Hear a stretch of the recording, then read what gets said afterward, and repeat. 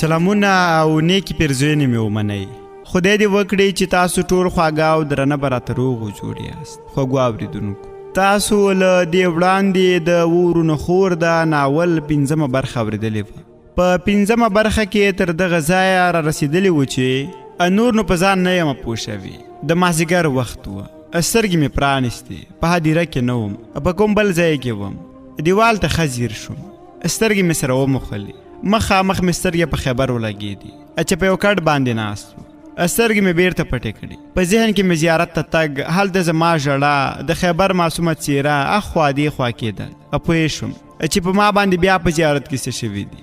دا ځل مې چې سترګې پرانیستې، خیبر زما سر ته ولاړ و. وشرمېدم، سمدستي پاڅېدم، په سر مې ټیکری سم کړ. خیبر وویل څنګه اوس خو به در باندې سر نه ګرځي؟ ما په ارام وویل نه خیبر، اوس ښه یم. بله درنو اورېدونکو، دا چې اوس د ورونو خور د ناول په 6مه برخه کې څه کېږي نو ملتیا مې وکړې. پیل کوو د دغه ناول په 9مه برخه.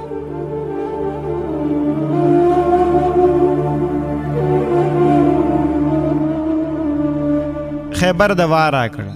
له دوا خوړلو وروسته خیبر د باندې لاړو. اورنداره مې کوټې ته راغله. زما د صحت پوښتنه یې وکړه، اما هم ورته ډاډګیرنه ورکړه.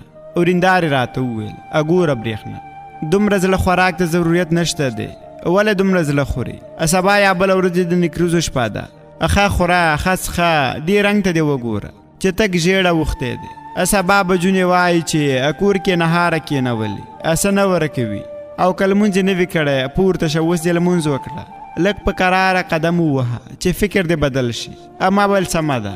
راپاڅېدم او 10 لمونځ وروسته نغري ته لاړم. اما ویل چې لږ کار وکړم، خو ورندارې منع کړم. زه هم ډېره حیرانه شوم چې هغه ورنداره پر ما یې ظلم کوه، هغه ورنداره چې له ما نه د یوې ډوډۍ په سوځېدو یې خپل لاس راته په تبۍ ونیوه. نن هماغه په خپله کار کوي، ما کار ته نه پرېږدي، وایي چې آرام وکړه یا په کور کې اخوا دېخوا قدم ووهه چې فکر دې بدل شي. چې ورندارې خپل چلند کې تغییر راوستی و، خو د وصال لور څخه مې ډېره ګیله کېده، ځکه اوس یې راباندې ډېر غرض نه کوه.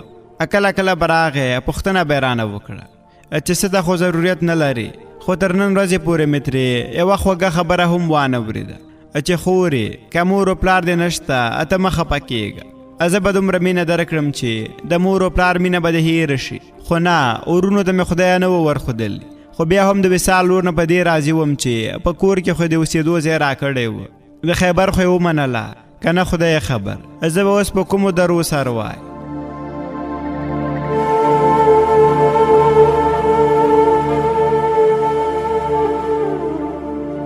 سهار چې له خوبه راپاڅېدم، ورنداره مې د کور زیاتره کارونه کړي وه، د انګړ په صفایۍ باندې بوخته وه. او مې ویل ورندارې نن ډېر وخت پورته شوي او د کور صفایي دې هم کړې ده، نن بیا څوک مېلمانه دي که څنګه؟ ورندارې مې وخندل، په خندا یې وویل برېښنا بېګا د ستا د نکریزو شپه ده.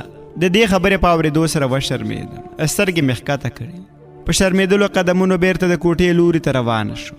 ژر مې جمشید ته ټیلیفون وکړ. الو برېښنا، څنګه یې؟ ښه یم. زه چې ستا پوښتنه ونه کړم، په خدای که مې ته پوښتنه وکړې، مخکې له دې چې ځواب راکړې یو بیت یې راته ووایه، لکه باران مې په زړه خوږ خوږ ورېدلی راغلی، عمر دې ډېر دی، همدا اوس مې یادولی راغلی. نه نه نه نه یې منه، ته ما ته دروغ وایې، هر وخت درته زه ټیلیفون کوم، کومه ورځ راته تا ټیلیفون کړی، ولې دې زه خبره نه کړم چې نن مونږ هلته درځو، بېګا ته د نکریزو شپه ده. جمشید وخندل او ویل دا ځکه چې ما خبر کړی دی، هغه ته مې ویلی دي. اما ویل چې که ته چېرته یو ناڅاپه خبره شي خوشحالي به دې وپردو شي. ښه دا خبرې پرېږده، زه اوس مصروف یم، 2 موټرې راغواړم چې د کلي نجونې او ځوانان پکې درشي.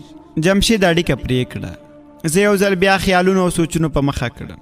مور و پلار مې سترګو ته نیغ ودرېدل. اما ویل کاش چې اوس مې مور و پلار ژوندي وی، کاش چې نن زما د نکریزو په شپه کې برخه اخیستې وی. زه لا په همدې فکرونو کې وم چې د فکر لړۍ ته مې خیبر د پای ټکی کېښود. راته یې وویل برېښنا له څه وخته درته له برنډې نه غږ کوم، خو ته ځواب نه راکوي، نه راته غږ کوي، ولې؟ بیا په کومو فکرونو کې غار کوي؟ هله ژر کوه، پاڅه چې مېلمانه را روان دي. مور مې د کور هرې برخې ته ښه توجه کړې، خو حجره لا هماغسې خیره نه ده. ګډه وډه پرته ده. زه ژر پاڅېدم. جارو مې راواخیسته. د حجرې په صفایي مې پیل وکړ. حجره مې ډېره په بیړه بیړه پاکه کړه. اما ویل هسې نه چې زه په صفایي بوخته یم او دوی راورسېږي. همداسې وشول. څنګه مې چې حجره پاکه کړه زه کور ته روانه شوم چې د موټرو شور مې تر غوږ شو. په چابکو قدمونو کور ته لاړم. ورېنداره مې په نغري کې په کارونو بوخته وه. زه هم ورغلم. ورته مې وویل ورېندارې که کوم کار پاتې وي زه به یې وکړم. هغې وویل نه برېښنا غزلي او قصیدې اوس راته ټیلیفون کړی و چې موږ د روان یو لاره کې وو. ته لاړه شه د ځان غم وکړه. زه هم لاړم. ځان مې ښه سینګار کړ. جامې مې بدلې کړې. د غرمې 11 بجې کېدونکې وې چې د نجونو شور مې تر غوږ شو. کله مې چې له کړکۍ د باندې وکتل ډله نجونې را روانې وې. تنبلې وه، شور، ها ها، د غبرګو خنداګانو غږونه، د ماشومانو چغې، د ځینو پیغلو چکچکې او د دریا وازونو سره کور ته راغلي. ورېندار مې مخې ته ورغله. له هغوی سره یې سړی مشي وکړ. په راغلو نجونو کې مې غزلې او قصیدې باندې هم سترګې ولګېدې. ځینې انجونې په انګړ کې کېناستې او ځینې ما پسې کوټې ته راغلې. چا را باندې ټوکې کولې. چا به ویل نن دې په دې کور کې وروستی شپه ده، که خیر وي سبا به دې له دې کوره په سره جوړه کې وړو. زه ټیټ سره غلې ناسته وم. دوی چې کله ستړی شوې د باندې لاړې. خور سره جوختې نورې نجونې کوټې ته راغلې. خو بخت مې ښه و ځکه چې قصیده راغله. ورته یې وویل ډوډۍ تیاره ده، ډوډۍ وخورئ.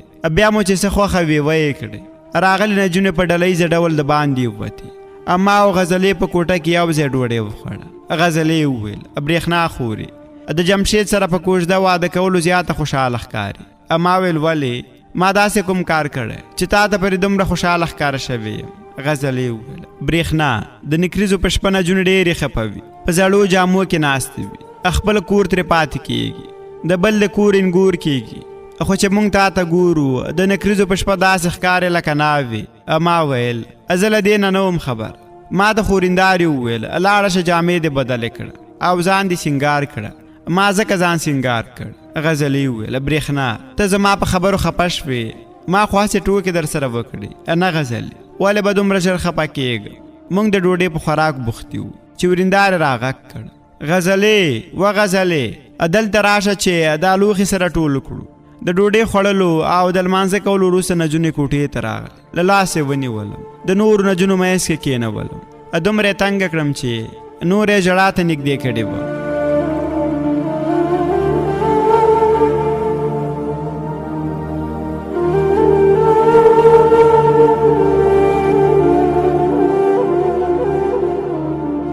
خو ښه وه. وروسته یې سندرو ته پام شو. سندرو ته یې بنا وکړه. د ماسپښین یې نیولې تر ماښامه پورې سندرې او ګډاګانې وکړي. د ماسختن د ډوډۍ خوړلو نه وروسته یوه پیغله چې الله ورته ډېره ښکلا ورکړې وه راغله. زه یې له لاسه ونیولم. راته یې وویل همدومره بس و چې ارامه کېناستې. راځه د باندې برنډې ته چې ټولې نجونې ستا په انتظار دي چې نکریزې درته پورې کړي. پیغلې د ټولو په منځ کې کېنولم. لومړی راته همدې جلۍ ګوته سره کړه. هره پیغله دا هڅه کوله چې ګوته راته وتړي. ځینې انجونې ناستې وې ګوتې یې تړلې او ځینو نجونو به ګډا سره دا سندره ویله. شپه د نکریزو جنکۍ ټمبله وهینه، خلک د هر خوا نه په واده راغلي دینه. نن په نکریزو کې د مینې شمې بلې دي، پیغلې په واده باندې راغلي ډلې ډلې دي. همزولې خوشحالېږي نن په ضد ګډا کې وینه، خلک د هر خوا نه په واده راغلي دینه. شپه به نیمایي ته رسېدلې وه چې انجونې یوه یوه له کوټې نه وتلې ځکه چې ډېرې ستړې شوې وي. ځان ته د بسترې غم کوه چې ویدې شي. ټولې انجونې سملاسې دي. ما سره کوټه کې غزله، قصیده او څو نورې انجونې پاتې وي. موږ ته هم خوبونه راغلي وو. موږ د ځان لپاره ځایونه سم کړ. په دې شپه مې هېڅ خوب ونه کړ. ټوله شپه مې له جمشید سره په خیالونو او فکرونو کې تېره کړه. له جمشید سره د مینې په ټال کې زنګېده. نن سهار را باندې سره ډېر دروند وه. ځمکه رانه تاوېده. په ځان نه پوهېدم چې څه وکړم. ښه وه. غزله راغله. راته یې وویل اول داسې خفه یې؟ اما ویل هسې غزلې لږه ښه نه یم، سر مې دروند دی، ځمکه را باندې ګرځي. غزلې راته وویل ورشه ژر ژر ولامبه، اوبه مې درته تیارې کړې دي، روغه جوړه به شي. وشرمېدم. په بنده بنده ژبه مې وویل زه خو نه غواړم چې ولامبم. ولې نه غواړې؟ ژر کوه، ستا جوړول بیا ډېر وخت نیسي. نه نه زه به هېڅکله هم ونه لامبم. غزلې ته غوسه ورغله. له لاسې ونیولم. راته یې وویل ژر کوه چې ناوخته کېږي. ژر ژر مې په سر اوبه راتېرې کړې، د سر ویښتان مې لا وچوي نه وچې، غزله راغله، سر یې راته ږمونځ کړ. غزلې وویل ګوره نن ته د بل کور ته ځې، هلته به داسې خورې، داسې څښې، داسې به کوې، داسې به نه کوې، ډېرې خبرې راته وکړې. نور له ما نه ته خپله ښه پوهېږي. مونږ لا په همدې خبرې کې وو چې په عمر پخه ښځه راغله، راته یې وویل لورې راځه، له لاسه یې ونیولم. په انګړ کې ډلې ښځې ناستې وې، د هغوی په منځ کې کېنولم. ښځو بیا سندرې پیل کړې، یوې ښځې ټیکری رانه لرې کړ، ږمونځ یې راواخیسته، بیا یې ویښتان راته کوسۍ کړه. اول خو مې زړه ډېر سره ټینګ کړ، خو چې کله نجونو له دریا سره یو ځای دا سندره شروع کړه چې دو دوتا راخله سره ورو یې بېلوه، په نخرو یې بېلوه.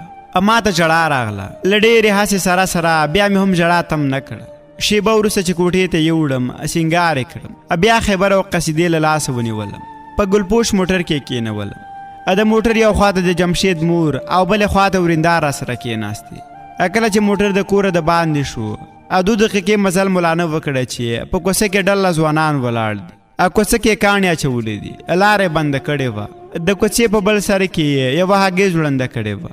ځوانانو ویل تر څو چې مو دا هګۍ ویشتلې نه وي تاسې ناوې نه شئ وړلی.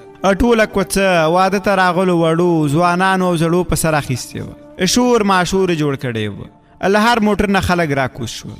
دا په مونږ کې رواج و، که هګۍ به دې وویشته ناوې به یې همداسې وړله، که به یې ونه ویشته نو ځوانانو به چې څومره پیسې غوښتلې هغه به یې ورکولې.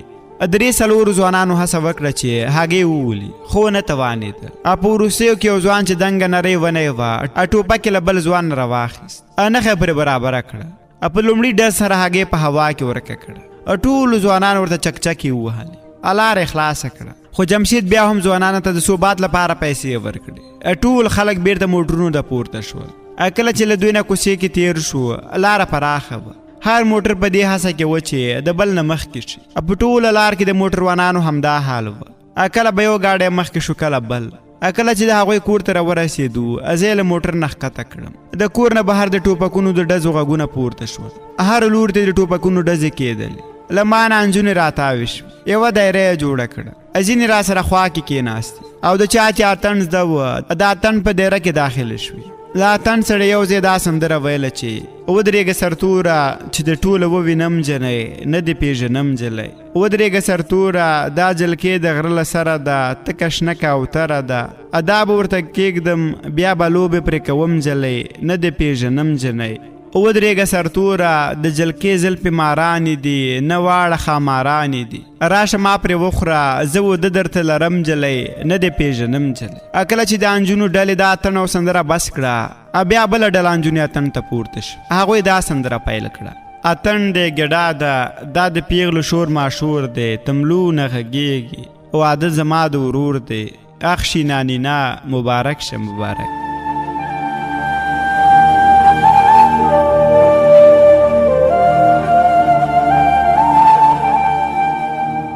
کله چې انجونې ښې ستړې شوې کېناستې، اتڼ یې بس کړ. خو زما غوږونو ته د ماشومانو او ښځو شور ماشور سره سره بیا هم د سندرو غږ رات. بیا وروسته پوه شم چې د باندې ځوانان هم په اتڼ نڅا او سندرو بوخت. ماشومانو په کور کې کله یوې خوا او کله بلې خوا منډې وهلې. زه هم نوره په ناستې ستړی شوم. د جمشید مور او ورېندار یې لاس راکړ، کوټې ته یې بوتلم. د ماسپښین له مانځه نه وروسته په کور کې شور ماشور د مخکې نه لږ کم شوی و، د ښځو او سړیو ګڼه ګوڼه هم کمه وه. کلیوالو انجونې یو ځل بیا په سندرو پیل وکړه. تر ماسخوتنه یې اتڼ سندرې او ګډاګانې کولې. شپه نیمایي ته نږدې شوې وه، د نکاح وخت را ورسېد. زموږ په قوم کې نکاح د واده په شپه تړل کېږي. کله چې د کلي ملا امام او د کلي څو نورو کسانو د ډوډۍ وار تیر شو، نو ملا امام یو کس زما له خپلوانو او بل د جمشید له خپلوانو نه کور ته راولېږل. له ما نه د نکاح د پلار پوښتنه وکړه چې د نکاح پلار دې څوک دی. زه غلی وم، څه مې ونه ویل. هغوی یو ځل بیا وویل د نکاح پلار دې څوک دی. زه بیا هم غلی وم. دریم ځل لپاره راته وویل د نکاح پلار دې څوک دی. کله چې له ما نه ځواب وانه اورېده، دواړه پورته شول. دې کې ځینو شوخو نجونو وخندلې. زه اول پوه نه شوم چې ولې وخندل، خو چې کله راغلو ځوانانو ته مې سترګې لږې پورته کړې. د یو ځوان په لمنه پسې یوه نرۍ او اوږده ټوټه تړل شوې وه. کله چې انجونو خندا نور هم تیزه شوه، دواړو شاته مخ را واړوه. په لمن پسې اوږده ټوټه ولیده، وشرمېدل. ژر له کوټې نه ووتل. څو دقیقې لا نه وې تېرې چې بیا راغلل، خو ما بیا هم د نکاح پلار انتخاب نه کړ. په دریم ځل چې راغلل ټینګار او غوسه زیاته شوه.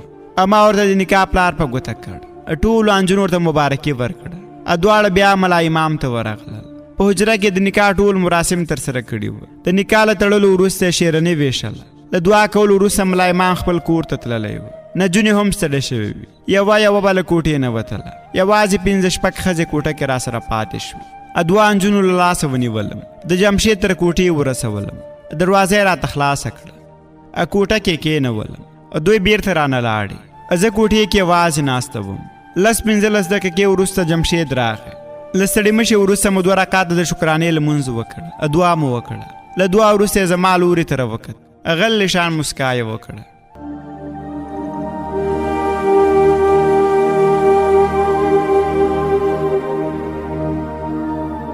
دا وه د ورونو خور د ناول 6مه برخه چې ما نظیف الله صالح درته وړاندې کړه. دا چې د ناول په 1مه یعنې وروستۍ برخه کې څه کیږي نو په راتلونکي خپرونه کې به واورو. تر هغې ماته راکړې اجازت ښې چارې. الله مو مل.